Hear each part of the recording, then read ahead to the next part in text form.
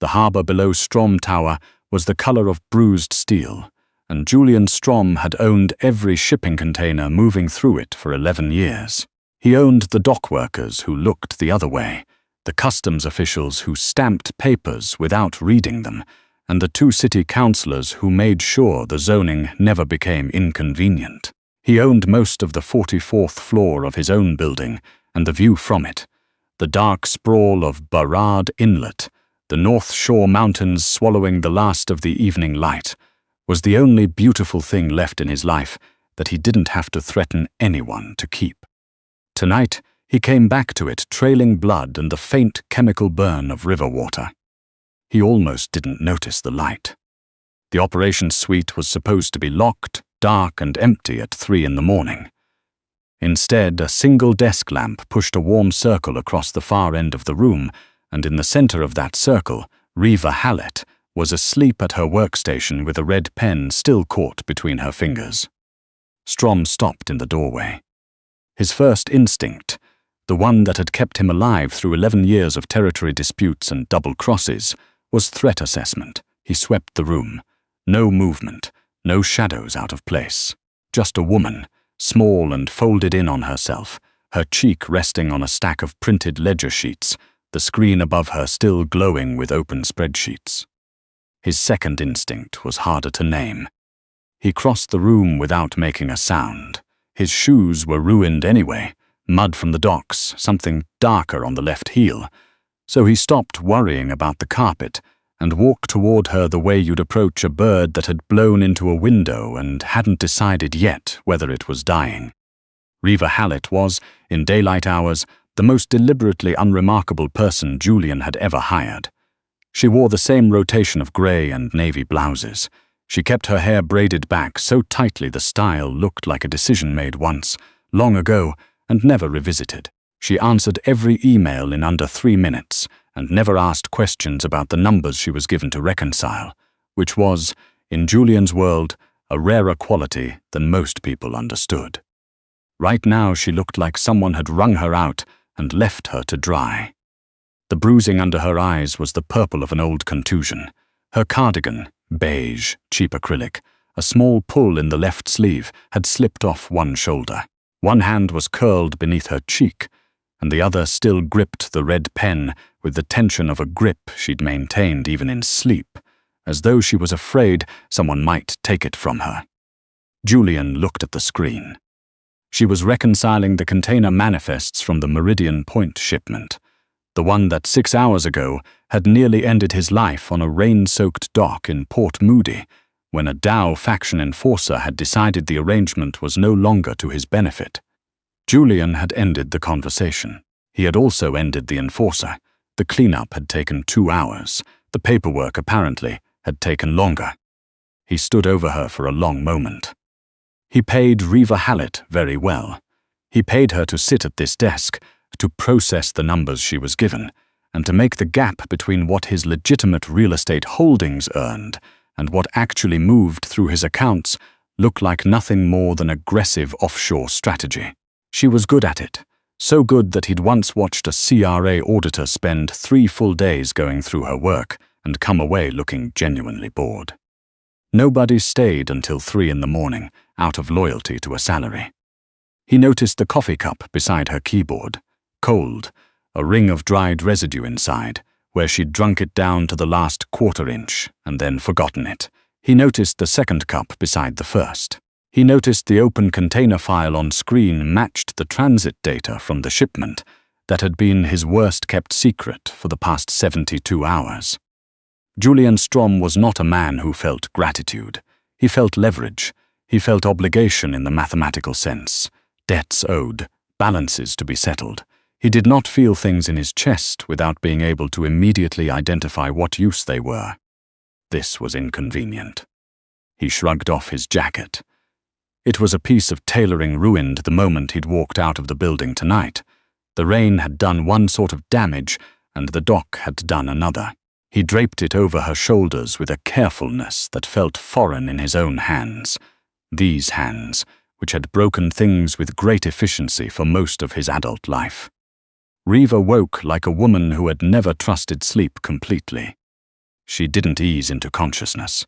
She snapped upright, the chair wheeling back an inch, one hand already braced on the desk edge before her eyes were fully open. The jacket slid from her shoulders, and she caught it before it hit the floor, a reflex, neat and automatic, and then she looked up and saw him standing there, and the blood drained out of her face.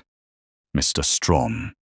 Her voice had the particular flatness of someone trying very hard not to sound frightened. She straightened, reached for her mouse. "The Meridian manifests," she said. "The variance in the container weights was flagged in the system at 11. I needed to resolve it before the Port Authority's morning review pulled the discrepancy. I have it corrected. The column reconciles." Julian looked at her hands. They were steadier than they had any right to be. "It's 3 a.m, Reva," he said. She flinched at the use of her first name. He had never called her Reva. In 3 years it had always been Miss Hallett, formal and clean, the kind of distance that kept things workable. "I lost track of time," she said. His jacket was still in her lap. He watched her fingers brush the left cuff, the way her hands went still, the way her eyes dropped and didn't immediately rise again. He watched her look at the stain and understand it. He didn't offer an explanation. He waited. She looked up from the cuff. She met his eyes. She did not reach for her phone. She did not move toward the elevator. She set the jacket carefully on the edge of the desk and said, in a voice that had dropped an entire register from the nervous cadence of 30 seconds ago, "The column reconciles. There's no trace of the timing gap." Something tightened in Julian's chest that he chose deliberately not to examine. He walked to the narrow credenza along the west wall, opened the lower cabinet, and produced a bottle of rye, 12-year Alberton, the kind he'd been drinking since before he could afford to have opinions about liquor. He poured 2 glasses without asking. "Come here," he said. She looked at the elevator, then at him. Then she stood, and the jacket slid to the floor, and she picked it up and folded it over her arm before she crossed the room, because apparently Reva Hallett could not leave something lying on the floor even when she was frightened and questioning every decision that had led her to this moment. He handed her a glass. "Drink," he said. She drank, her eyes watered. She said nothing about it. Julian leaned against the credenza. "You know what was in those containers." "It's not my job to know." "I didn't ask about your job."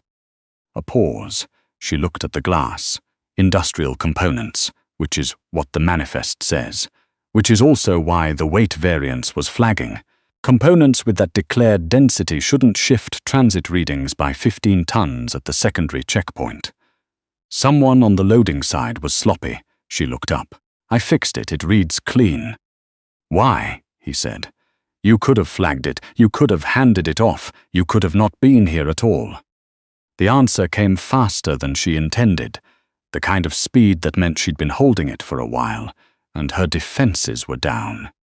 "Because my brother's treatment costs $19,000 a month," she said.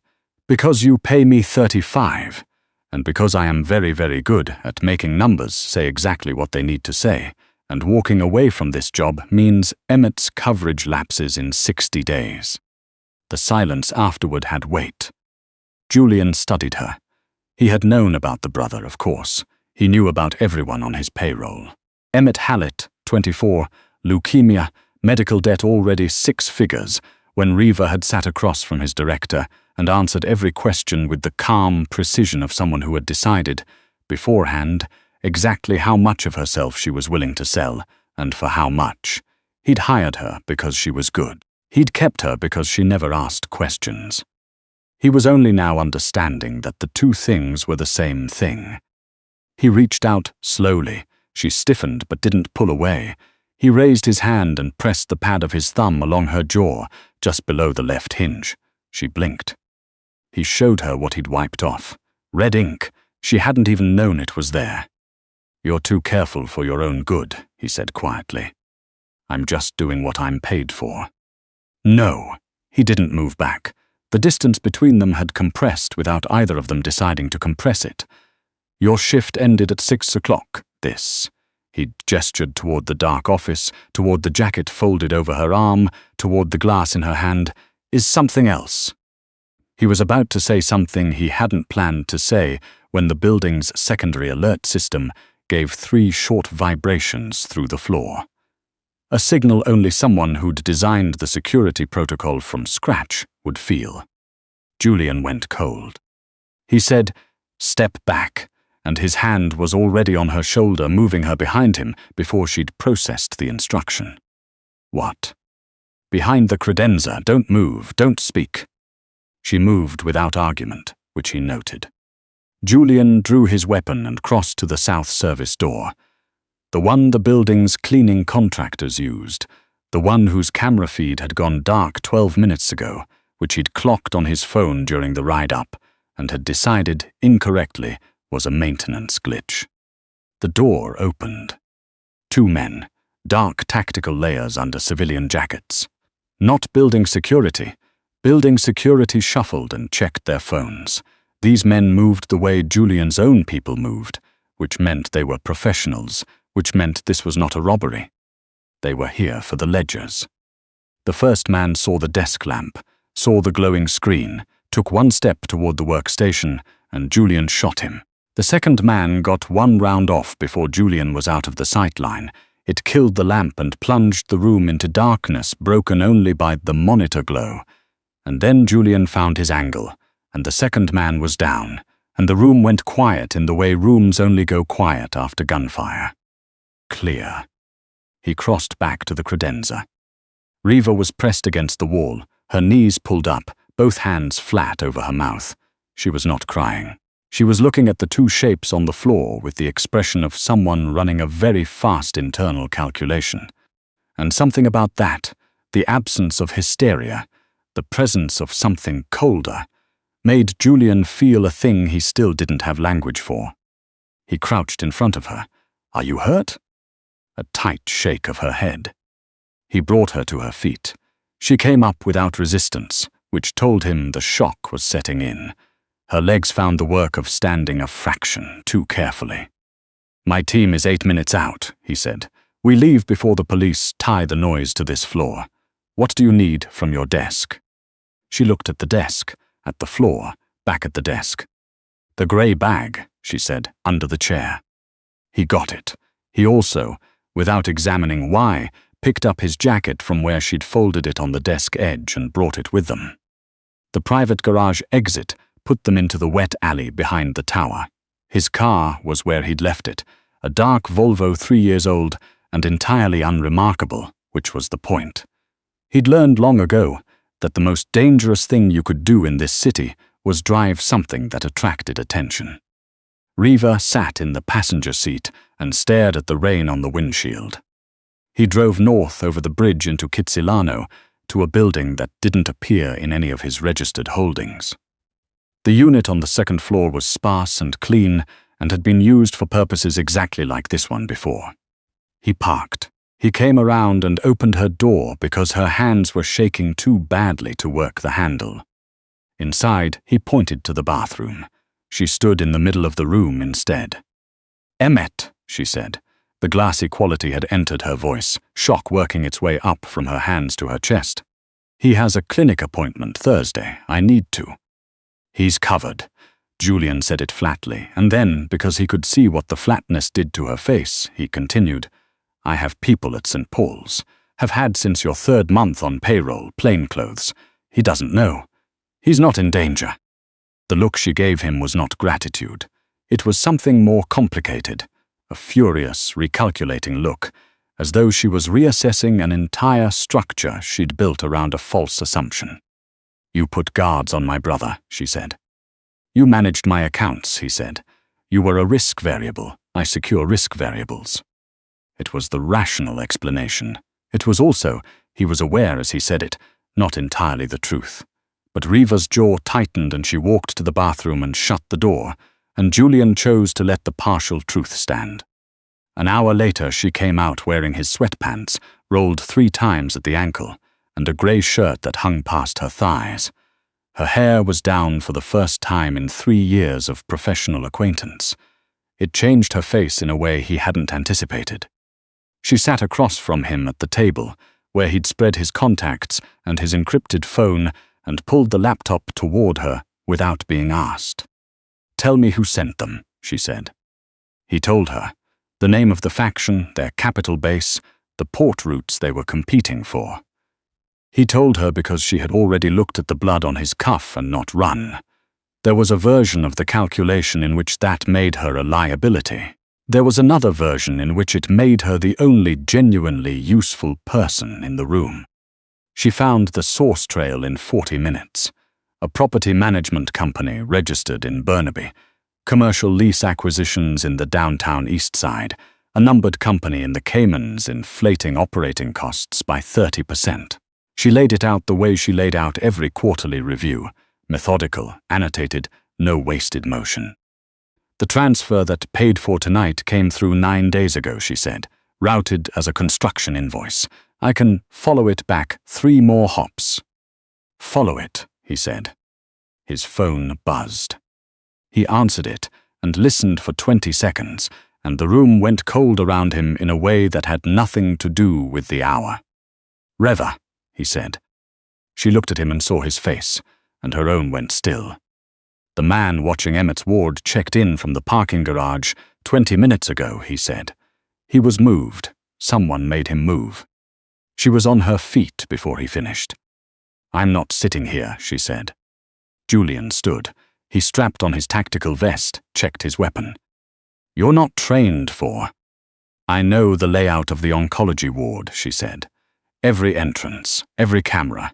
The service corridor adjacent to his room has a 7-second lag on the east feed because I sat in that waiting room for 14 months before I started working for you." Her voice was completely steady. "You need me in there." He looked at her for a long moment.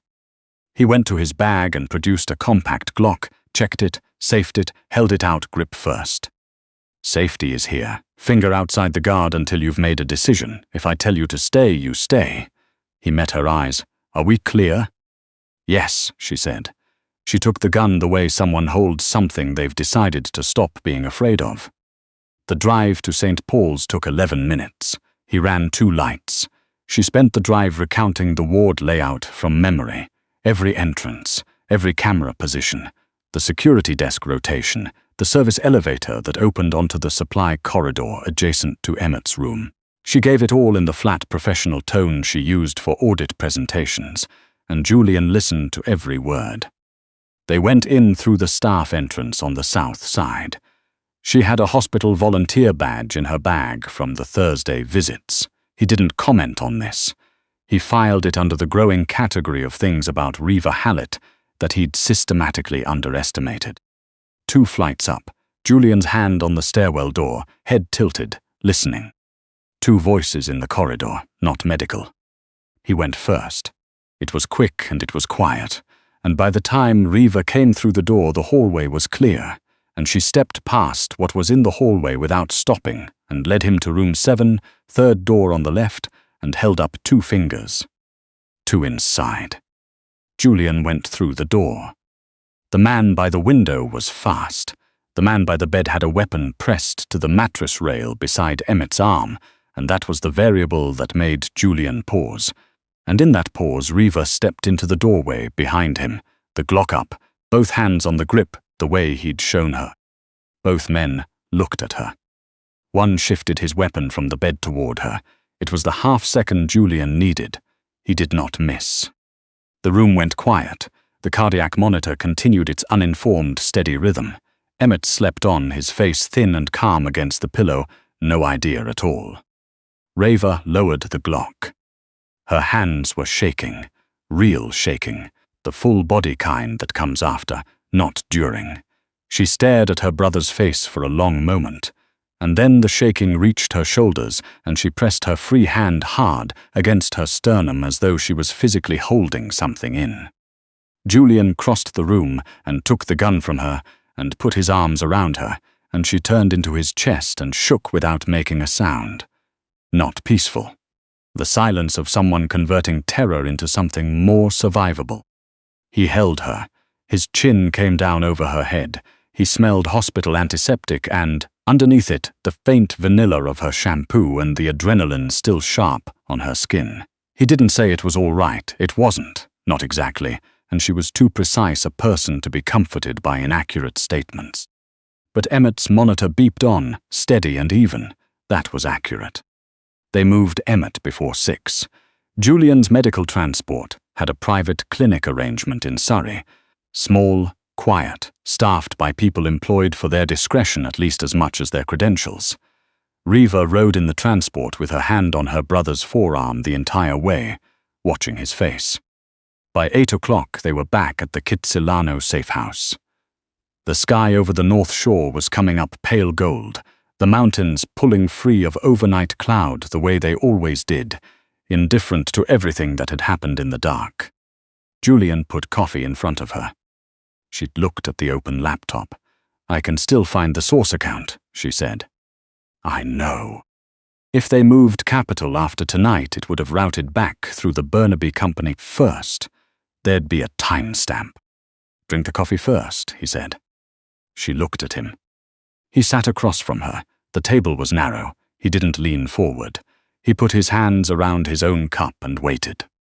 "Before tonight," he said, "I had a version of this conversation that involved offering you a structured pay increase and better benefits. That version is no longer operative." He paused. "You tracked a 3-jurisdiction capital flow in under an hour. You gave me an accurate tactical layout of an oncology ward from memory. You walked into a room with a gun when the rational choice was as the locked door I was offering you." He looked at her steadily. "I don't have anyone who does what you just did." "I'm a bookkeeper," Reva said. "You were a bookkeeper." He picked up his cup. "What you are now is a different question." She looked at the screen. She looked at her coffee. She looked at him. "Emmett's coverage," she said, "indefinitely. Not tied to my employment status, not conditional on anything.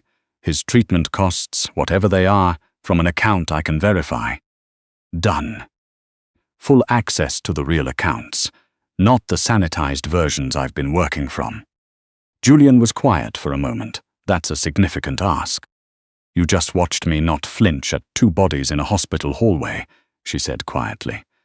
"I think we're past the point where partial information is doing either of us any good." He was silent for a long time. The coffee cooled. The city outside went about its ordinary Thursday morning, entirely unaware. "All right," he said. Reva nodded once. She turned to the keyboard. Her fingers found their position and she began to work, and Julian watched her. Not the muted, self-effacing creature of the office, but something faster and more angular, moving through encrypted ledgers with the quiet authority of someone finally allowed to use their full reach. She found the source account in 22 minutes. By 9 o'clock, the Dow faction's operating capital had been redistributed, not to him, which would have left a trail, but scattered across 100 smaller accounts, belonging to legal aid clinics, hospital foundations, and a Coast Guard search and rescue fund that had been running short for years. She did it with the same clean, unhurried precision she brought to quarterly reconciliations. "Done," she said. "They'll know it was traced." "They'll know someone traced it," she corrected. "They won't know who, and without the capital, they can't fund another operation for at least 6 months. She paused. "You can do a great deal in 6 months." "Yes," he said, "I can." She looked at him then, not the glancing assessments she permitted herself across an office, but a direct, full look. He returned it. "I have conditions," she said. "Name them." "A proper desk, not the reception station." "Agreed." "I don't attend meetings I'm not briefed for. If I'm in the room, I know why I'm in the room." "Reasonable." She paused. "And I'm done pretending I don't know what the numbers mean. I've known for 2 years. I kept quiet because I thought it was safer." She met his eyes. "It wasn't safer. It just meant I was handling information without any of the context that would have let me do it well." Julian was quiet for a moment. Then the corner of his mouth moved. Not quite a smile, not the kind of expression his face did often or gracefully, but something genuine and unguarded for the 3 seconds it lasted. "It's relevant now," he said. Outside, the morning came up clean over the water. Burrard Inlet caught the light and threw it back in long gold lines. A container ship moved slowly through the harbor with the patience of something built to outlast urgency, carrying whatever it was, carrying toward whatever came next. Reva refilled her coffee, opened a new file, and began to build the kind of ledger that didn't officially exist, the one that would hold the true accounting of Julian Strom's empire from this morning forward. She didn't look like someone who had just survived a night that should have broken her. She looked like someone who had been waiting, for a very long time, to be handed the real books. Julian watched her work and didn't look away. The city outside knew nothing about what had changed in the dark, but the numbers always did.